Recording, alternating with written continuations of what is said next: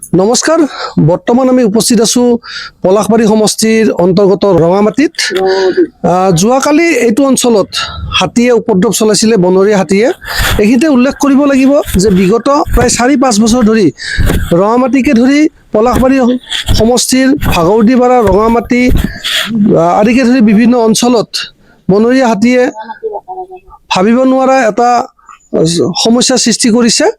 এয়া মই সতীৰ্থক দেখুৱাবলৈ অনুৰোধ জনাইছোঁ। যোৱাকালি ভঁৰাল ভাগি হাতীয়ে কেনেকৈ ধান খাইছে, কেনেকৈ অনিষ্ট কৰিছে, এইখিনিতে এটা কথা উল্লেখ কৰিব লাগিব যে বিভাগীয় কৰ্তৃপক্ষ অকল ক্ষতিপূৰণ দিয়াটোৱে তেওঁলোকৰ যদি সমস্যা সমাধানৰ মূল চাবিকাঠি বুলি ভাবিছে, এয়া সম্পূৰ্ণ অবাস্তৱ এটা ধাৰণা। কাৰণ ইতিমধ্যে এইটো অঞ্চলত দুজনকৈ মানুহে মৃত্যু আঁকোৱালি ল'ব লগা হৈছে। আপোনালোকে ইতিমধ্যে বহু বাতৰি দেখিবলৈ পাইছে। মই ইয়াৰে কিছু স্থানীয় ব্যক্তি যিসকলে ইয়াতে উপস্থিত আছে তেওঁলোকৰ মুখেৰে মই কিছু কথা জনাবলৈ চেষ্টা কৰিছোঁ। ৰঙামাটি অঞ্চলত পলাশবাৰী সমষ্টিৰ ৰঙামাটিকে ধৰি এইটো অঞ্চলত বৃহত্তৰ এটা অঞ্চলত হাতীয়ে উপদ্ৰৱ চলাইছে, এই সন্দৰ্ভত আপুনি কি ক'ব? কি ক'ম মানে বৰ্তমান হাতীৰ উৎপাতটো প্ৰায় বাঢ়িয়ে গৈছে। আৰু বাকী অকল এই ৰাঙামাটি অঞ্চলেই নহয়, আপোনাৰ ভাগৱতীপাৰা, ৰাজাপুখুৰী এইবিলাক ঠাইতো মানে তাণ্ডৱ চলাই আছে হাতীয়ে।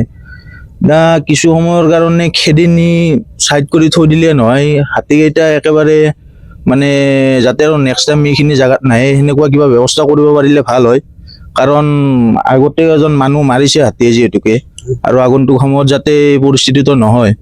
বাকী এইবিলাক দেখাই পাই আছে কেনেকুৱা ধান খাই ইমান কষ্ট কৰি খেতি কৰি থকা মানুহ এজনৰ এনেকুৱা অৱস্থা ঘটাৰ পিছত কেনেকুৱা এটা মানে মনত কি চলি থাকে সেইটো বস্তুটো জনাটো দৰকাৰ। চৰকাৰেও বুজি পাব লাগে এইবিলাক বস্তু।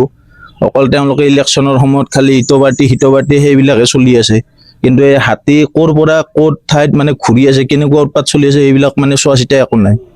মই চৰকাৰ আৰু ফৰেষ্ট ডিপাৰ্টমেণ্টক এইটোৱে আহ্বান জনাওঁ যে বিগত সময়ত হাতীবিলাকক যাতে একেবাৰে মানে ভাল সুৰক্ষিত ঠাইত তেওঁলোকক স্থানান্তৰ কৰে। বাকী তেতিয়াহে আৰু আমাৰ গাঁওবাসীয়ে মানে ইয়াতে নহয় সকলো ঠাইৰে মানুহবিলাকে যাতে অলপমান মানে শান্তিত টোপনি মাৰিব পাৰে, নহ'লেতো গোটেই অৱস্থা নোহোৱাই হৈ যায় প্ৰায়। হাতীয়ে ইয়াতে বিগত সময়ছোৱাত বহুত উপদ্ৰৱ কৰা বুলি আমি গম পাইছোঁ। যোৱা নিশাও আপোনালোকৰ এইটো অঞ্চলত আহিছে, আপুনি কি ক'ব? কি ক'ব মানে আমাৰ বহুত অনিষ্ট কৰিছে। ৰাতি প্ৰায় 8টামান বজাত আহিছে, আহি পেলাই গাছ ভাগিটো ভাঙিছে, ধান খাইছে, মানে বহুত অনিষ্ট কৰিছে। আৰু ইয়াতে মানুহ মৰা ধৰা হৈছে নে? মানুহ মৰিছে, আগতে মৰিছে মানুহ, দুজনে মাৰা গৈছে। গতিকে বহুত আমাৰ অনিষ্ট হৈ আছে। গতিকে আপোনালোকে কিবা হেৰি কৰি হাতীকেইটা ইয়াৰ পৰা নিয়াৰ ব্যৱস্থা কৰক, নহ'লে আমাৰ বহুত মানে অনিষ্ট হ'ব ভৱিষ্যতো। আহিছিলে আৰু আমি জনাত আপোনাৰ ভঁৰাল ঘৰৰ যি বেৰ আছে, বেৰ ভাঙি ধান খাই গৈছিলে, কি হৈছে জনাওকচোন। এতিয়া আৰু এইগিলাখানে উৎপাত কৰিছে আৰু ভাঙি ঘৰ দুৱাৰ ভাঙি চব মানে লভালংটি কৰিছে আৰু ঘৰৰ মানুহকো খেদি বা ওলাই আৰু ওচৰত আহিলি।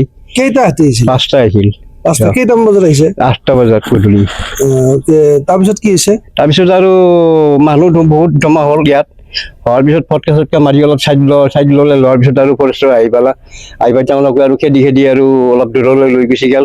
আকৌ ৰাতি আহিব বুলি পেলাই আকৌ আৰু আমি ৰখি তাৰপিছত তাৰ নাই দিয়ে আৰু 3টামান বজাত মানে অলপমান আৰু চকু লাগিল আৰু নাহিলে উঠিব পাৰে আৰু হাতীকেইটা। এই যিটো হাতীৰ সমস্যাটো আপোনালোকৰ এইটো অঞ্চলত কিমান দিনৰ পুৰণি এইটো সমস্যা? এইটো 5-6 বছৰৰ বেছি হ'ল। লকডাউনৰ আগতেই আৰম্ভ হৈছিল, এতিয়ালৈকে মানে চৰকাৰে কোনো পদক্ষেপ লোৱা নাই। প্ৰথম যোৱা বছৰ মানে নিছিলে খেদি, তাৰপিছত আকৌ ৰিটাৰ্ণ আহিছে। এতিয়া মানে চব ঘৰ দুৱাৰ ভাঙায়ে, বেলেগ একো নাই। ফাঁখেৰি ঘৰ দুৱাৰ ভাঙা সেয়ে। বিশেষকৈ পলাশবাৰী সমষ্টিৰ কোনটো অঞ্চলত এই সমস্যাটো বেছি? আমাৰ ইয়াত ৰঙামাটি অঞ্চলতে বেছি। কিমানটা হাতী আহে ইয়াতে? কিমানটা বুলি কথা নাই, মানে হিচাপ দিব নোৱাৰি কিমানটাই। 12টাক লেগিও আহে, 18টাক লেগিও আহে, হিচাপ নাই আৰু। ফৰেষ্ট ডিপাৰ্টমেণ্টে কি কয়? তেওঁলোকে অলপ সময় থাকি পেলাই মানে অহয় কৰি অলপ খেদি কৰি পেলাই আৰু আকৌ গুচি যায়। দায়িত্বটো সামৰি আছে, সেইটোৱে কথা। এতিয়া আপুনি বিভাগীয় কৰ্তৃপক্ষলৈ আপুনি কি আহ্বান জনাব?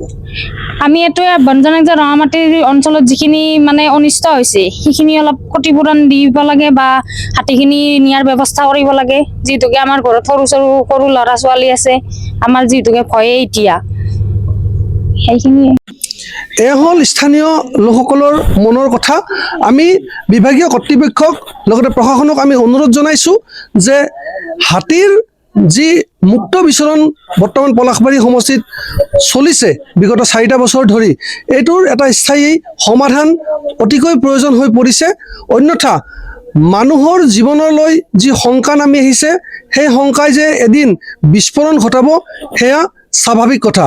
আৰু এইখিনি কৈয়ে আমি অনাগত সময়ত হাতীৰ এটা স্থায়ী সমাধান আমি বিচাৰি আমি মেলানি মাৰিছোঁ। ধন্যবাদ। শদিয়াৰ পৰা ধুবুৰীলৈ, বৰাকৰ পৰা ব্ৰহ্মপুত্ৰলৈ সকলোৰে মাজত চিনাকি এটা নাম প্ৰাতঃ টাইম। থলুৱা ভাষা, কৃষ্টি আৰু সত্য বাতৰিৰ আধাৰত প্ৰতিষ্ঠিত খবৰ প্ৰাতঃ টাইমৰ প্ৰতিটো বা বাতৰি পুংখানুপুংখভাৱে চাবলৈ Facebook, YouTube, website, Twitter, Instagram আৰু ব্লগাৰ পেজত লাইক আৰু ফ'ল' কৰক।